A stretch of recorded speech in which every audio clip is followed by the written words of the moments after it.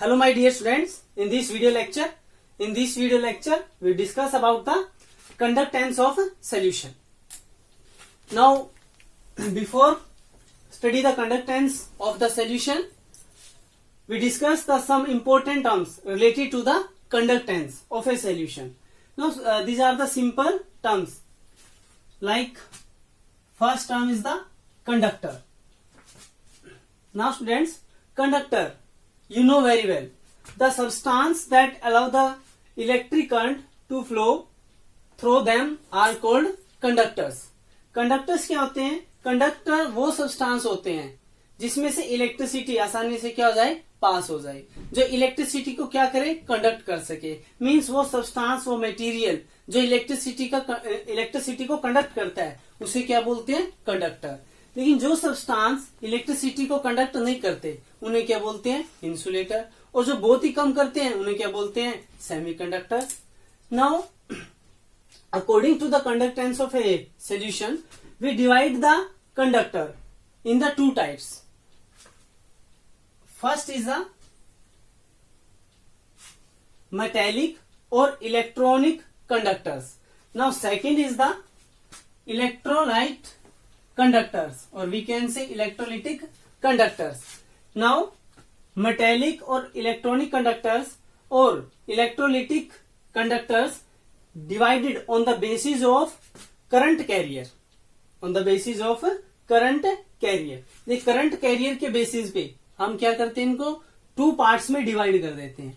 Means current career, देखिए जो conductor current को कंडक्ट करता है due to the electron current carrier, electrons की वजह से कंडक्ट करेगा तो उसे क्या बोल देंगे, मेटालिक.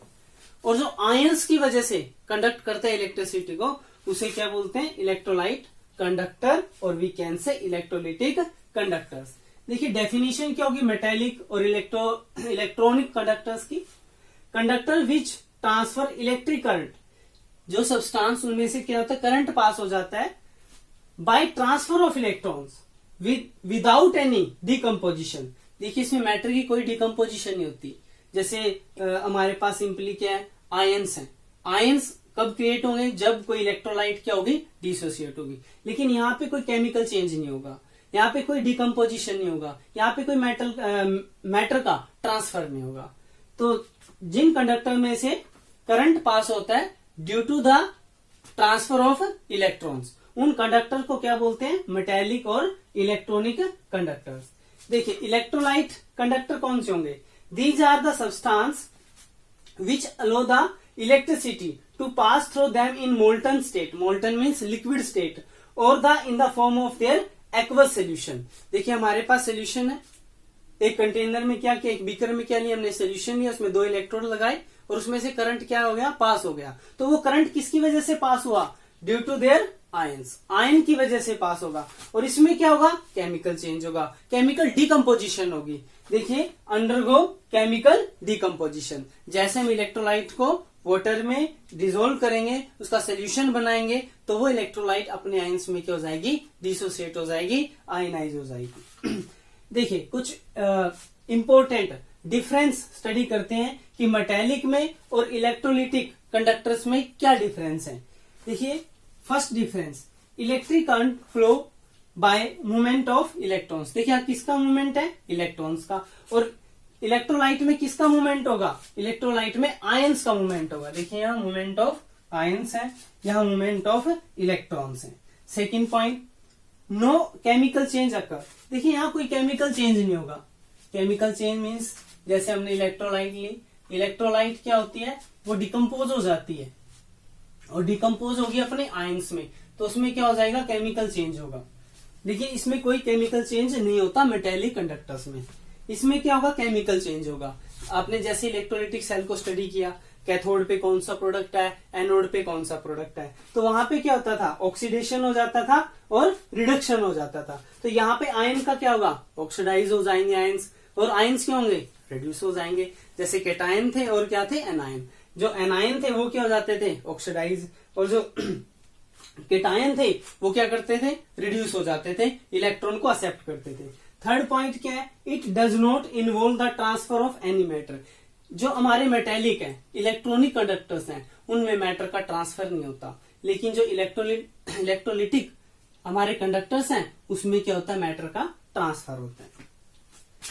तो देखिए मैटर का जो ट्रांसफर है वो किसकी वजह से, आयन की वजह से। और मैटर का जो ट्रांसफर होता है वो कौन से कंडक्टर में होता है, इलेक्ट्रोलाइट कंडक्टर्स में होता है। ये इलेक्ट्रोलाइट क्या होते हैं, देखिए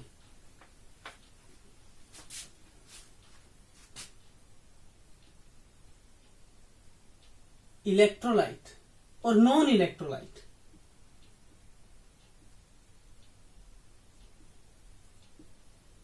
देखिए इलेक्ट्रोलाइट और नॉन इलेक्ट्रोलाइट, इनके वो सब्सटेंस जो क्या हो जाते हैं, डिसोसिएट हो जाते हैं जब हम उनको किसमें ऐड करते हैं, उनको वाटर में, उनका सोल्यूशन बनाते हैं वाटर के अंदर। देखिए सिंपल NaOH वाटर में डिसोल्व करेंगे तो क्या बन जाएगा, Na पॉजिटिव एक्वस और OH नेगेटिव एक्वस। देखिए अपने आयंस में क्या हो गई, डिसोसिएट हो गई। तो इन सब्सटेंस का नाम क्या है, इलेक्ट्रोलाइट। लेकिन वो सब्सटेंस जो आयनाइज नहीं होंगे, जैसे C6 H12 O6, ग्लूकोज है, सिंपल मॉलिक्यूल ऑफ ग्लूकोज है, इसको वाटर में डालेंगे तो क्या हो जाएगा, ये जो मॉलिक्यूल्स हैं, मीन्स जो ये एलिमेंट्स हैं, क्या नहीं होंगे, डिसोसिएट नहीं होंगे। तो इन्हें क्या बोलते हैं, नॉन इलेक्ट्रोलाइट। तो देखिए नॉन इलेक्ट्रोलाइट और इलेक्ट्रोलाइट। तो इलेक्ट्रोलाइट कंडक्टर्स कौन से होते हैं, वो कंडक्टर्स जिनमें से करंट फ्लो करता है due to the movement of ions, ions की वजह से उनमें से करंट फ्लो करता है। तो जो हमारे इलेक्ट्रोलाइट है, देखिए इलेक्ट्रोलाइट को भी 2 पार्ट्स के अंदर डिवाइड किया गया है। एक है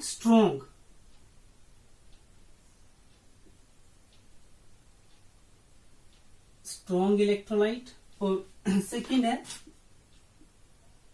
वीक इलेक्ट्रोलाइट। एक स्ट्रॉन्ग इलेक्ट्रोलाइट है तो एक क्या है, वीक। स्ट्रॉन्ग इलेक्ट्रोलाइट्स कौन से सब्सटेंस होते हैं, these are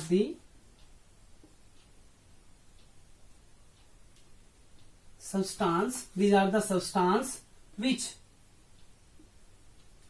dissociate or ionize completely into ions in solution are called strong electrolyte.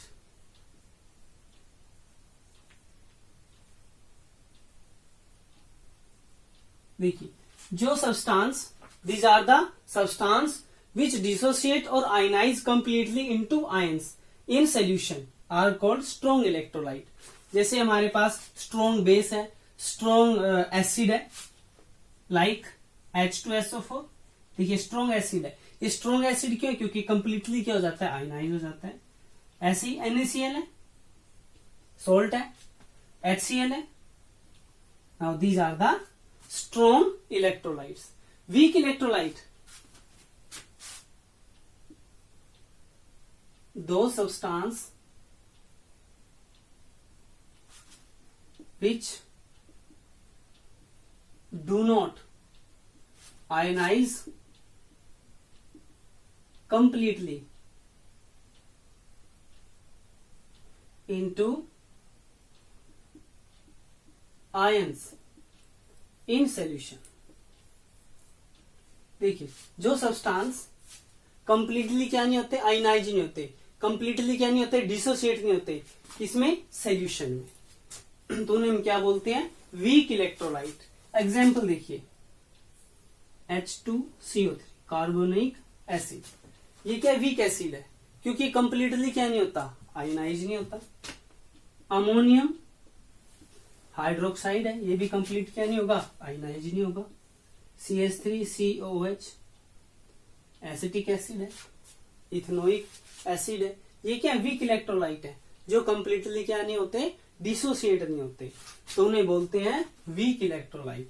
और जो कंप्लीटली क्या हो जाते हैं, डिसोसिएट हो जाते हैं, आयनाइज हो जाते हैं सोल्यूशन में, तो उन्हें क्या बोलते हैं, स्ट्रॉन्ग इलेक्ट्रोलाइट।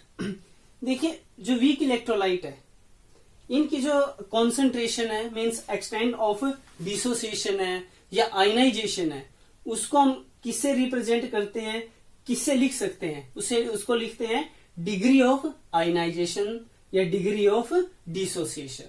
देखिए इसका जो एक्सटेंड ऑफ आयनाइजेशन है, भी कितना आयनाइज होगा, ये तो कंप्लीट हो जाती है क्योंकि स्ट्रॉन्ग है, और ये क्या है, वीक है। द एक्सटेंड ऑफ आयनाइजेशन और dissociation can be represented by the degree of association और डिग्री ऑफ डिसोसिएशन। तो इसमें डिग्री ऑफ डिसोसिएशन एसोसिएशन का हम यूज करते हैं, क्योंकि वीक इलेक्ट्रोलाइट है, कितने एक्सटेंड तक, कितना एक्सटेंड इसका क्या हो जाएगा, आयनाइज हो जाएगा। ये तो क्या होते हैं, कंप्लीटली आयनाइज होते हैं। तो ये थे हमारे इलेक्ट्रोलाइट, स्ट्रॉन्ग और वीक। हमने दो कैटेगरी के अंदर इलेक्ट्रोलाइट को क्या किया, डिवाइड किया। और डिवाइड किसके बेसिस पे किया, आयनाइजेशन के बेसिस पे। जो कंप्लीटली आयनाइज हो जाते हैं वो स्ट्रॉन्ग, जो नहीं होते हैं तो वो कौन से होते हैं, वीक होते हैं। तो देखिए कुछ सिंपल सी टर्म हम स्टडी करेंगे। ये तो हमने स्टडी किए थे कंडक्टर, और कितने टाइप के कंडक्टर हैं on the basis of the current carrier. अभी देखिए सिंपल डेफिनेशन है रिलेटेड टू फिजिक्स है, ओम्स लॉ। देखिए ओम्स लॉ सभी बच्चे जानते भी हैं, छोटी सी टर्म है ओम्स लॉ। ओम्स लॉ क्या होता है, this law states that the current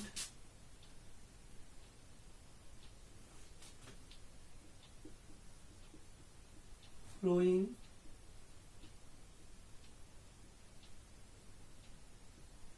through the conductor is directly proportional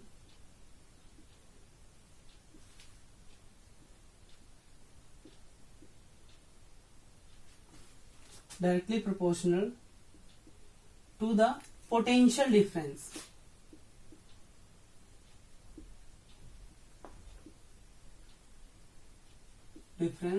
across the conductor। ये सिंपल वो है ओम्स लॉ।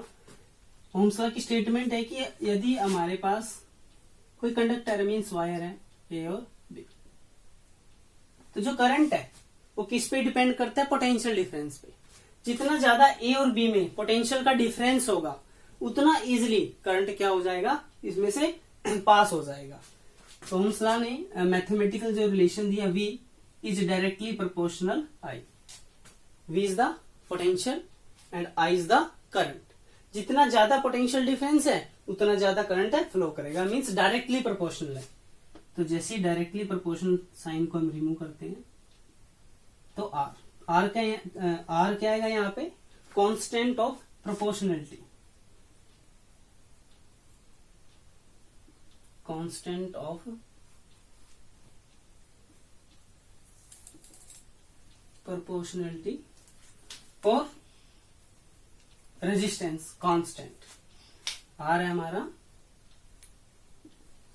रेजिस्टेंस, देखिए इसे हम क्या बोलते हैं, रेजिस्टेंस। तो हमने यहां से ओम्स लॉ से किसको स्टडी किया, रेजिस्टेंस को। अब रेजिस्टेंस की डेफिनेशन क्या होती है,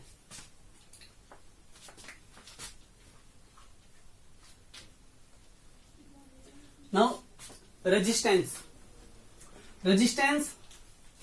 it's measure the obstruction of the flow of current, means which produce the hindrance in the flow of current। जो रेजिस्ट करे, रोके फ्लो ऑफ करंट को किसी कंडक्टर में से पास होने से जो रुकावट पैदा करता है, उसके लिए उसे क्या बोलते हैं, हम रेजिस्टेंस बोलते हैं। और कितना होता है वो, उसे हम आर से कैलकुलेट कर सकते हैं। देखिए रेजिस्टेंस को डिनोट करते हैं कैपिटल आर से। Resistance measure the obstructions of the flow of current. देखिए रेजिस्टेंस डिपेंड अपॉन द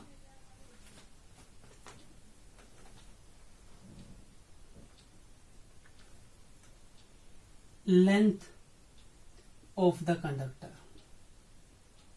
देख, कंडक्टर की लेंथ पे डिपेंड करता है, means R is directly proportional to L। Resistance is directly proportional to the length of the conductor. और second B, inversely proportional to the area of cross section of the conductor. R is inversely proportional area, cross section area of the conductor.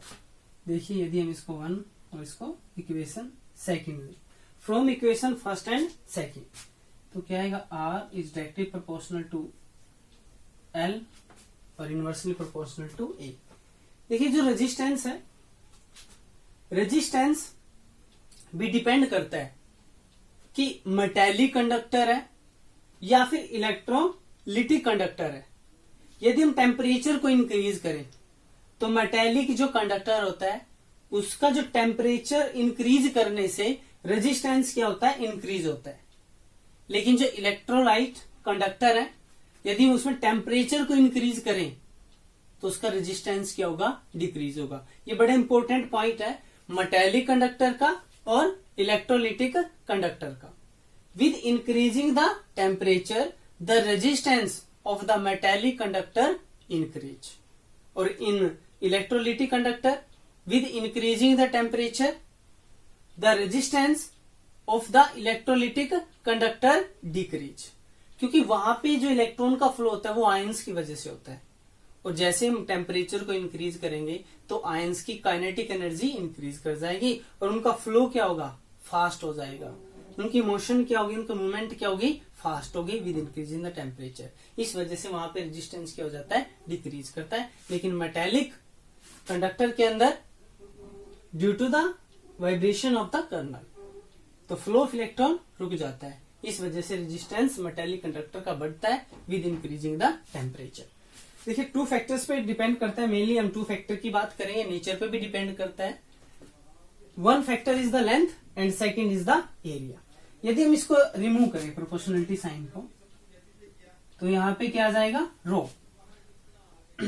देखिए, ये Greek में हम इसे क्या बोलते हैं, रो, RHO, इससे डिनोट करते हैं हम।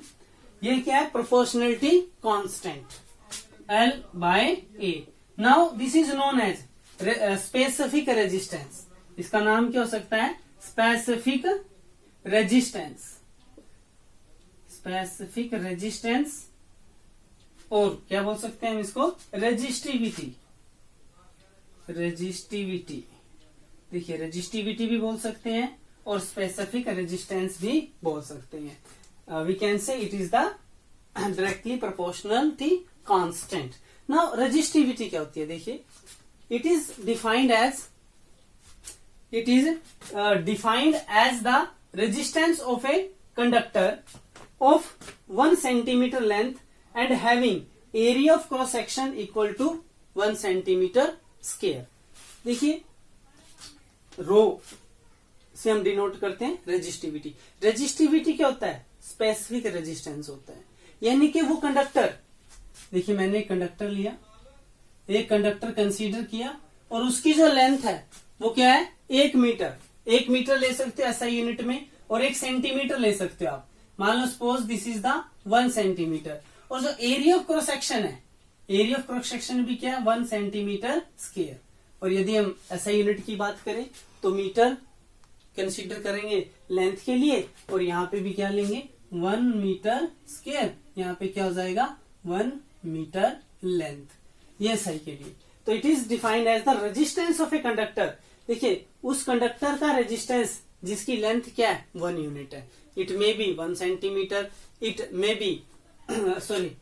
बी 1 मीटर, और area of cross section 1 centimetre square या 1 metre square. We can simply the resistance of a 1 meter cube of a conductor is known as resistivity।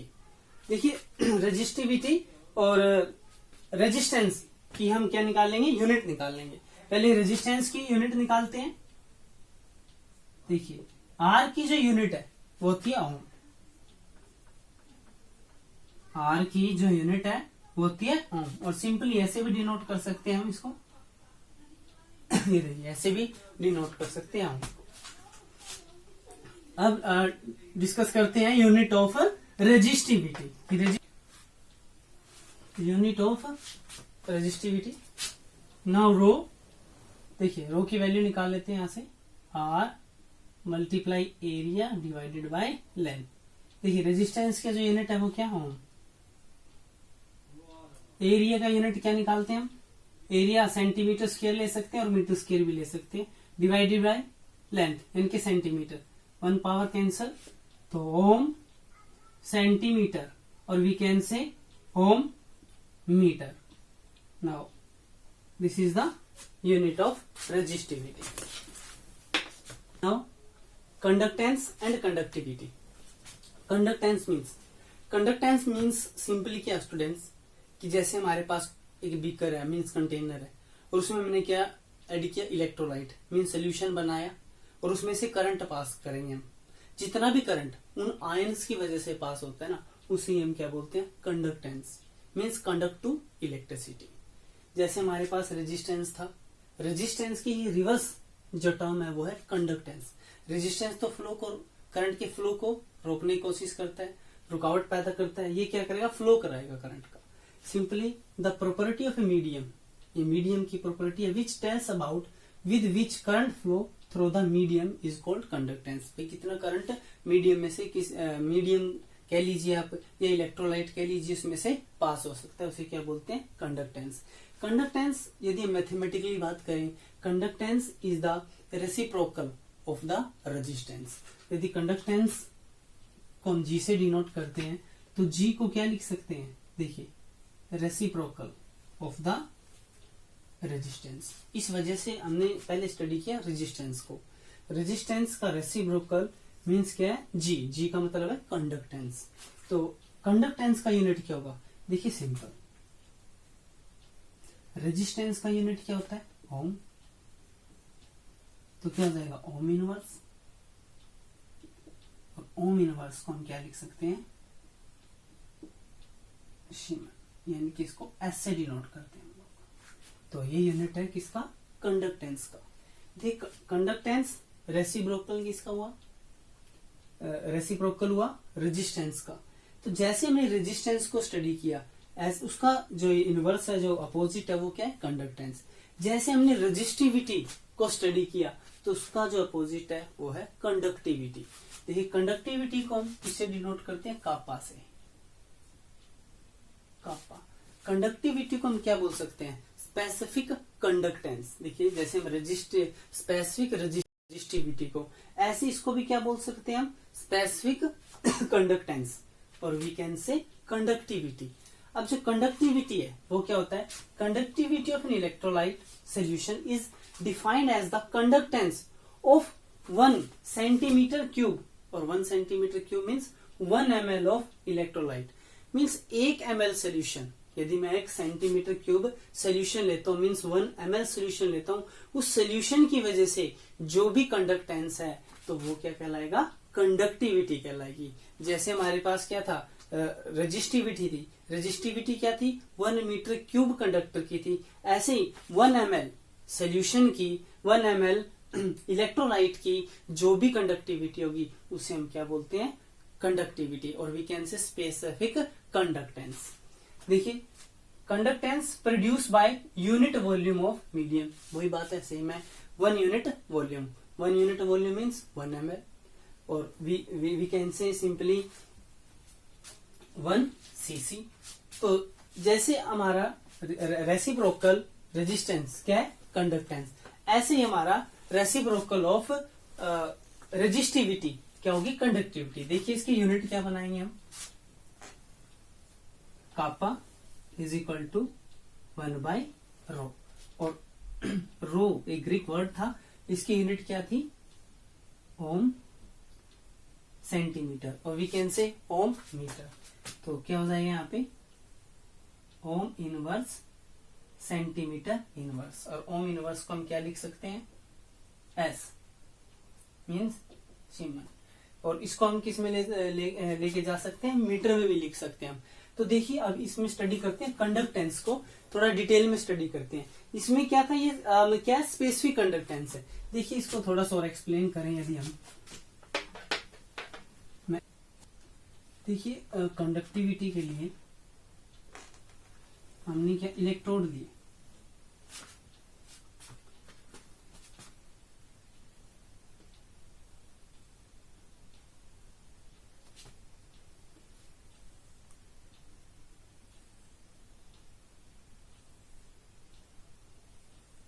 ये इलेक्ट्रोड है, सपोज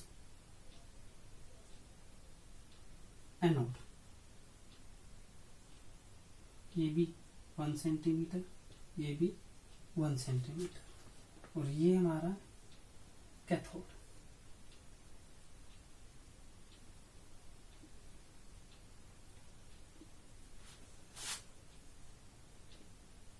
और ये जो लेंथ है means distance between the two electrode, वो भी क्या है 1 सेंटीमीटर। तो ये क्या हो जाएगा 1 क्यूबिक सेंटीमीटर। 1 क्यूबिक मीन्स इसमें जो जितना भी सोल्यूशन आएगा, जितना भी इलेक्ट्रोलाइट होगा, तो वो क्या होगा 1 ml होगा। तो 1 ml मीन्स इस इलेक्ट्रोलाइट की वजह से जो भी कंडक्टेंस है उसे क्या बोलते हैं, कंडक्टिविटी। तो कंडक्टिविटी की यूनिट हमने डिस्कस की है। तो कंडक्टिविटी मीन्स क्या होता है कि conductance produce bye 1 ml of electrolyte. तो देखिए जो कंडक्टेंस है वो कौन से फैक्टर पे डिपेंड करती है।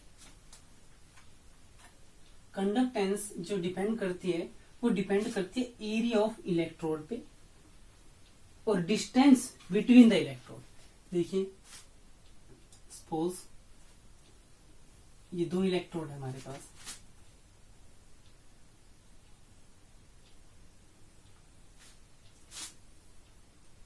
ये 2 इलेक्ट्रोड है, और ये इनमें यहां से लेके इस इलेक्ट्रोड मतलब फर्स्ट इलेक्ट्रोड और सेकंड इलेक्ट्रोड में जो डिस्टेंस है उसे हमने क्या मान लिया, L, distance between the electrode.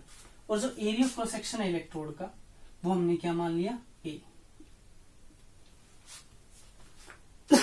देखिए कंडक्टेंस, जो कंडक्टेंस है depend upon the distance between electrodes. देखिए डिस्टेंस बिटवीन द इलेक्ट्रोड पे डिपेंड करती है। और second conductance depend upon the area of electrode. जो क्रॉस सेक्शन एरिया होगा इलेक्ट्रोड का उस पे डिपेंड करेगा।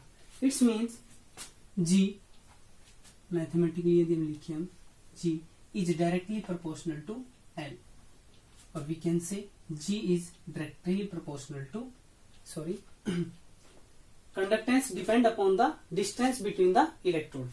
देखिए जितना ज्यादा डिस्टेंस होगा इलेक्ट्रोड में उतना टाइम लगेगा आयंस को कहां तक पहुंचने में, इलेक्ट्रोड तक पहुंचने में।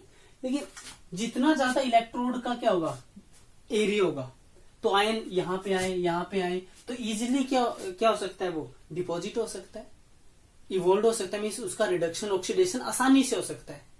तो जितना तेजी से आयन यहाँ पे क्या करेंगे, स्पीडली मोशन करेंगे, उतना करंट प्रोड्यूस होगा, उतना ज्यादा क्या होगा, कंडक्टेंस होगा। तो जितना ज्यादा एरिया मीन्स उतनी ज्यादा क्या होगी, कंडक्टेंस, और जितना ज्यादा डिस्टेंस उतनी कम क्या होगी, कंडक्टेंस। क्योंकि आयंस की मूवमेंट में ज्यादा टाइम लगेगा, वो जल्दी से मूवमेंट नहीं करेगा। इट्स मीन कि जो कंडक्टेंस है वो क्या रहेगा, इनवर्सली प्रोपोर्शनल रहेगा लेंथ की। ज्यादा डिस्टेंस है, कंडक्टेंस कम है। इलेक्ट्रोड का एरिया ज्यादा तो कंडक्टेंस भी ज्यादा। तो इसे फर्स्ट इक्वेशन, इसे क्या मान लेते हैं, सेकंड इक्वेशन। तो देखिए कंबाइन कर लेते हैं इक्वेशन फर्स्ट सेकंड को। G is directly proportional area और इनवर्सली क्या था, लेंथ। तो इक्वेशन नंबर थर्ड, G यहां पे प्रोपोर्शनलिटी कांस्टेंट लेके आएंगे। अब देखिए यहाँ पे जो प्रोपोर्शनलिटी कांस्टेंट है वो कौन है, kappa. Kappa means kappa is the constant of proportionality. Proportionality constant है कापा यहाँ पे, और जिसे हम क्या बोलते हैं, कंडक्टिविटी, और we can say specific conductance. देखिए स्पेसिफिक कंडक्टेंस। अब कंडीशन लगाते हैं, if A is equal to 1 means unit लिया हमने, एरिया यूनिट लिया, और लेंथ भी क्या है, मतलब इलेक्ट्रोड है जो उनके बीच का जो डिस्टेंस है वो क्या है, 1 यूनिट है। एरिया ऑफ इलेक्ट्रोड भी क्या है, 1 यूनिट है। तो देखिए यदि ये वैल्यू पुट करें इक्वेशन नंबर 4 में, तो जो हमारा कंडक्टेंस है वो किसके इक्वल चला गया, कंडक्टिविटी के इक्वल चला गया। देखिए कंडक्टिविटी के इक्वल चला गया कंडक्टेंस। तो कंडक्टेंस 1 ml, देखिए यहाँ पे एरिया है, यहाँ पे क्या हो जाएगा L, और हम इसे सेंटीमीटर मान लेते हैं, तो 1 सेंटीमीटर क्यूब, यानी कि क्यूबिक मीटर, क्यूबिक सेंटीमीटर क्या हो जाएगा, 1 ml। 1 ml, तो 1 ml की जो कंडक्टेंस है वो क्या है, कंडक्टिविटी है। तो सिंपली हम कंडक्टिविटी को डिफाइन कर सकते हैं, the conductance of 1 ml of solution is known as conductivity. तो कंडक्टेंस डिपेंड करता है एरिया ऑफ द इलेक्ट्रोड पे, और जो डिस्टेंस है बिटवीन द इलेक्ट्रोड पे डिपेंड करता है। देखिए भी पढ़ते हैं cell constant. Cell,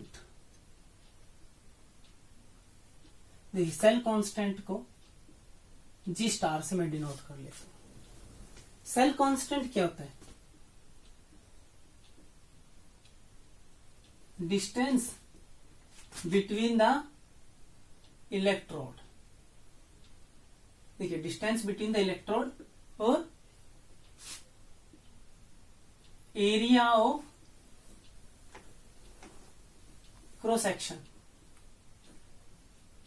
of electrode. Cell जो कांस्टेंट होता है, जो सेल होती है मार्केट में भी जो सेल मिलती है हमारे को, उनकी वैल्यू क्या होती है, फिक्स होती है। तो उसे क्या बोलते हैं, जैसे 1.4 वोल्ट, तो उसे बोलते हैं सेल कांस्टेंट। मींस यहाँ पे जो area of cross section area of electrode है, डिस्टेंस बिटवीन द इलेक्ट्रोड है, वो ऑलरेडी क्या होता है, मेंशन। देखिए डिस्टेंस बिटवीन द इलेक्ट्रोड हमने लिया था L, area of cross section क्या लिया था A, और ये किसके इक्वल है, जी स्टार मान रखे मैंने इसको, यूनिट। देखिए यदि मैं सेंटीमीटर लेता हूं यहाँ पे, तो सेंटीमीटर यहाँ पे क्या आएगा, सेंटीमीटर स्क्वायर, तो क्या बन जाएगा, सेंटीमीटर इनवर्स। और क्या हो सकता है, मीटर इनवर्स। तो सेल कांस्टेंट की वैल्यू क्या हो सकती है, मीटर इनवर्स या सेंटीमीटर इनवर्स। देखिए अभी हमने एक रिलेशन स्टडी किया था यहाँ पे, conductance is equal to conductivity multiply, यहाँ पे था हमारे पास A बाय L। देखिए यहां से मैं कंडक्टिविटी मीन्स कापा निकालता हूं, तो क्या आएगा, देखिए G multiply L by A, means यहां पे इसको क्या लिख सकता हूं मैं, कंडक्टिविटी इज इक्वल टू क्या था ये, कंडक्टेंस, कंडक्टेंस, और मल्टीप्लाई L बाय A, देखिए क्या है, सेल कांस्टेंट। देखिए cell constant. Now this is the very important relation, ये न्यूमेरिकल पर्पज के लिए बड़ा बेस्ट है। कंडक्टिविटी क्या लिख सकता हूं मैं, देखिए 1/ρ, कंडक्टेंस को 1/r।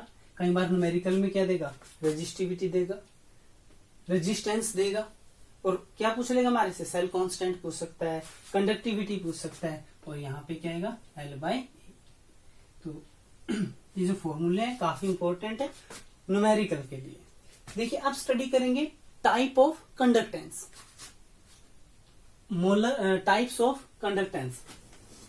One is the molar conductance, second is the equivalent conductance. देखिए मोलर कंडक्टेंस और इक्विवेलेंट जो कंडक्टेंस है, सिंपल है, इजी है बिल्कुल। यदि हमारे पास इलेक्ट्रोलाइट सॉल्यूशन के अंदर 1 मोल इलेक्ट्रोलाइट है तो उसे बोलते हैं मोलर कंडक्टेंस।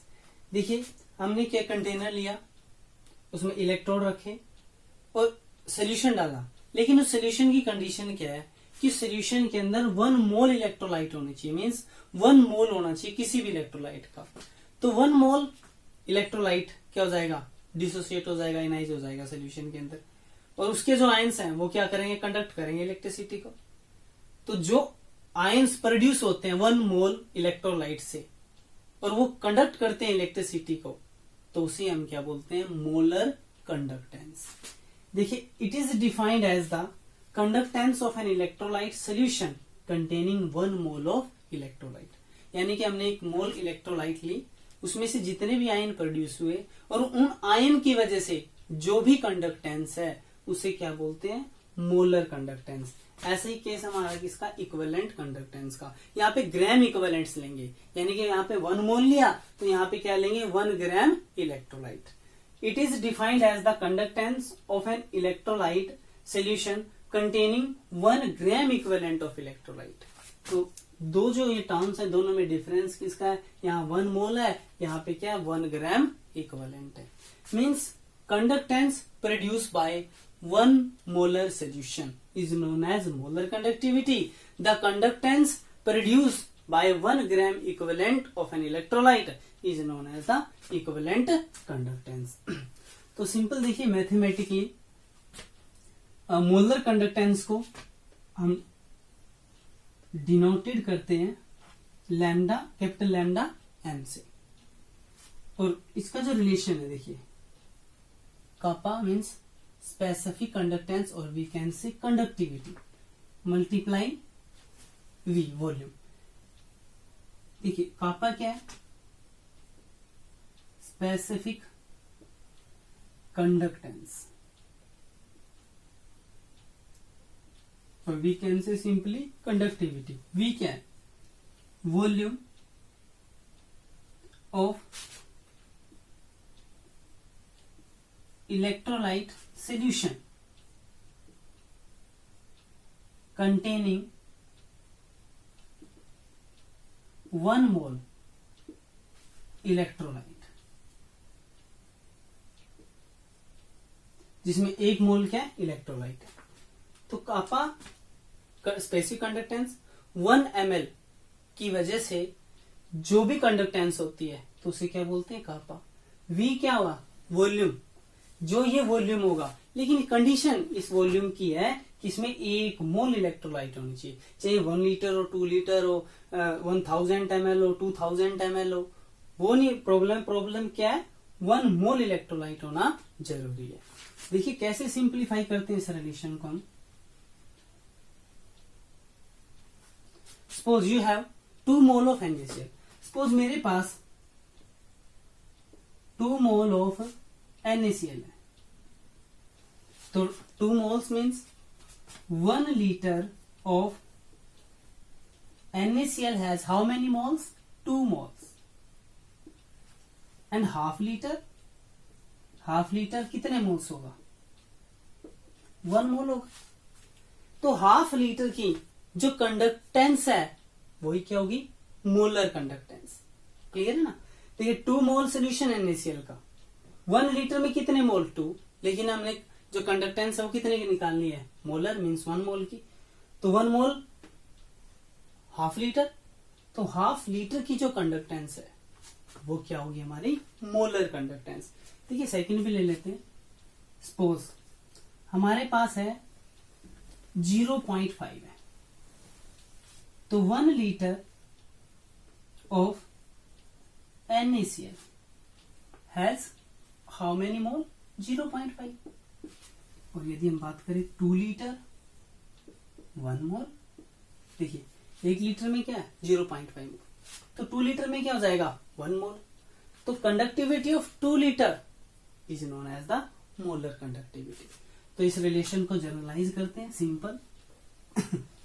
देखिए मेरे पास मोलैरिटी है m, m मोलैरिटी का मतलब है m मोल्स, तो हम लिख सकते हैं m moles of an electrolyte has 1 litre volume, m moles का कितने लीटर होगा? 1 लीटर होगा। तो 1 मोल का कितना होगा फिर? 1 मोल का होगा 1/m। यहाँ पे लीटर है, इसको हम किस में कंसीडर कर लें? ml में। देखिए तो क्या आएगा हमारे पास? 1000 कैपिटल M और यहाँ पे क्या जाएगा? ml। तो वॉल्यूम कितना है हमारा? 1000/m। किसका है? 1 मोल का। तो इसे हम क्या मान सकते हैं? V। तो देखिए molar conductance kappa multiply by m। ऐसा ही रिलेशन हम बनाते हैं इक्विवेलेंट के लिए। तो यहाँ पे मोल्स थे, वहां क्या होंगे? वहां पे नॉर्मेलिटी। यहाँ मोलैरिटी आती है तो वहां पे क्या आती है? नॉर्मेलिटी। तो सेम है E कापा इंटू V। तो लैम्डा E यहाँ पे 1000 डिवाइड बाय क्या आ जाएगा? n normality. तो यूनिट क्या होगी? देखिए कापा स्पेसिफिक कंडक्टेंस।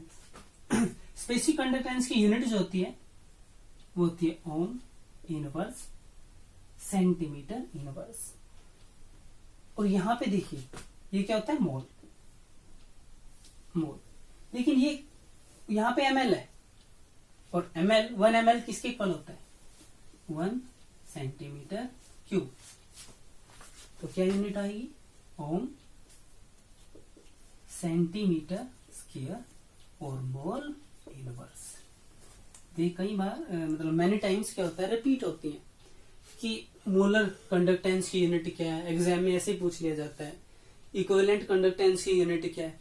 तो स्टूडेंट्स इनको ध्यान से आपने लर्न करना है, ध्यान से अंडरस्टैंड करना है इनको, तो चीजें आप भूल ही नहीं पाओगे। तो इसको थोड़ा ध्यान से, हाँ ओम इनवर्स ऐसे लिख सकते हैं siemens centimetre square mole inverse. Same case यहाँ पे डिफरेंस क्या आएगा? देखो नॉर्मेलिटी का मीन्स डायरेक्ट लिख देता हूं मैं unit ohm inverse centimetre square और ग्राम इक्विवेलेंट्स। ग्राम इक्विवेलेंट्स यहाँ पे ग्राम इक्विवेलेंट्स आएंगे क्योंकि यहाँ पे मोल्स था, वहां पे क्या आ जाएंगे? ग्राम इक्विवेलेंट्स आ जाएंगे। तो ये क्या था? मोलर कंडक्टेंस और इक्विवेलेंट कंडक्टेंस। तो इनकी फॉर्मूले आपने अच्छी तरह याद करने। अब निकालते हैं relation between the equivalent conductance और मोलर कंडक्टेंस। देखिए सिंपल है। मोलर कंडक्टेंस मीन्स 1 मोल इलेक्ट्रोलाइट की वजह से जितनी भी कंडक्टेंस होगी उसे मोलर बोलेंगे। 1 ग्राम इक्विवेलेंट की वजह से जितना भी होगा उसे क्या बोलेंगे? Equivalent conductance. Relation between lambda m means molar conductance and equivalent conductance। देखिए अभी हमने मैथमेटिकली यूज किया था कापा, यहाँ पे मोलैरिटी मीन्स मोल्स। ये था हमारा इक्विवेलेंट 1000। यहाँ पे क्या था? n। ये इक्वेशन फर्स्ट, ये इक्वेशन क्या? सेकेंड।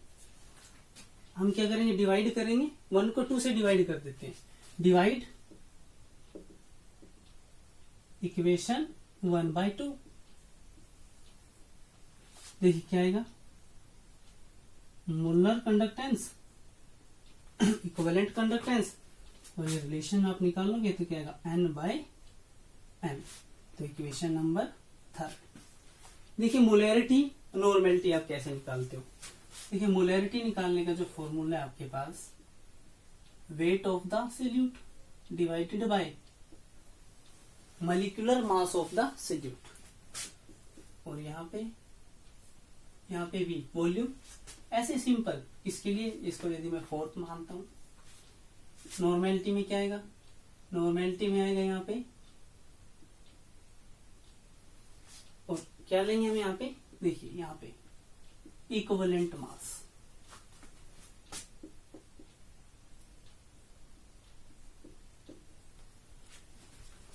अब देखिए 5 को डिवाइड करते हैं 4 से। 5 को डिवाइड करते हैं 4 से N by M। देखिए क्या आएगा यहाँ पे,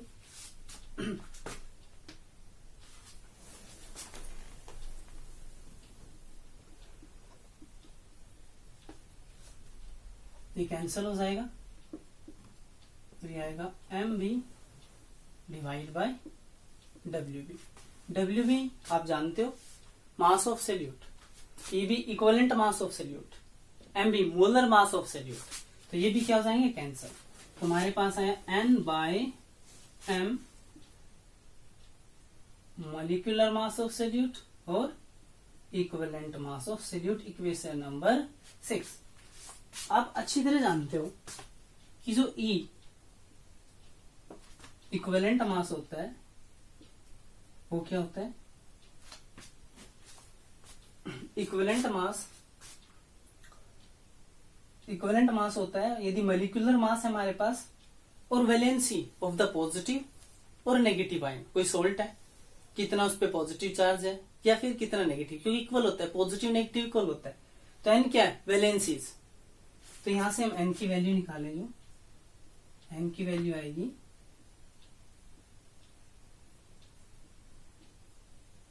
ये देखिए, और हम इसको ऐसे भी लिख सकते हैं, देखिए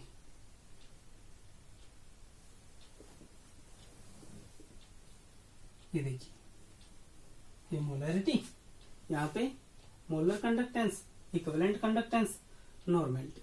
तो कंपेयर कीजिए इक्वेशन 3 को और इक्वेशन 6 को, कंपेयर द इक्वेशन 3 एंड 6। तो देखिए क्या आएगा,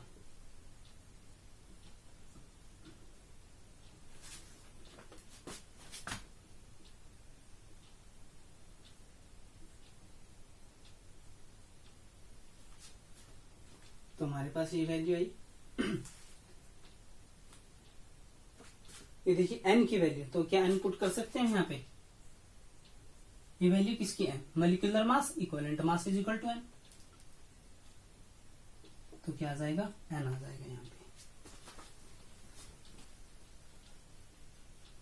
तो इसको हम कैसे लिख सकते हैं, देखिए मोलर कंडक्टेंस मल्टीप्लाई एन, क्या आएगा इक्विवेलेंट कंडक्टेंस।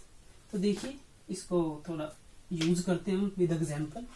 सपोज आपके पास इलेक्ट्रोलाइट है NaCl इलेक्ट्रोलाइट आपके पास, तो NaCl इलेक्ट्रोलाइट है, तो N की वैल्यू क्या होगी 1 होगी, क्योंकि Na पॉजिटिव, एक यूनिट पॉजिटिव है एक यूनिट क्या नेगेटिव है। तो इसके लिए हम क्या लिख सकते हैं, देखिए both are equal, molar conductance भी और इक्विवेलेंट कंडक्टेंस भी। ऐसे हम लेते हैं CaCl2, देखिए N कितना होगा 2, कैल्शियम पे 2 पॉजिटिव, 2 क्लोरीन है तो 2 नेगेटिव हो, तो आप क्या लिख सकते हो, देखिए डबल कर दीजिए, ऐसे ही आप लिख सकते हो AlCl3, N की वैल्यू क्या होगी यहाँ पे 3 आएगी, तो देखिए 3। तो ऐसे और इलेक्ट्रोलाइट आप यूज कर सकते हो और रिलेशन बता सकते हो मोलर कंडक्टेंस में और इक्विवेलेंट कंडक्टेंस में। Now students, I hope you understood the concept of conductance of a solution, molar conductance, equivalent conductance, their relation, resistivity, conductivity. Now students, thank you.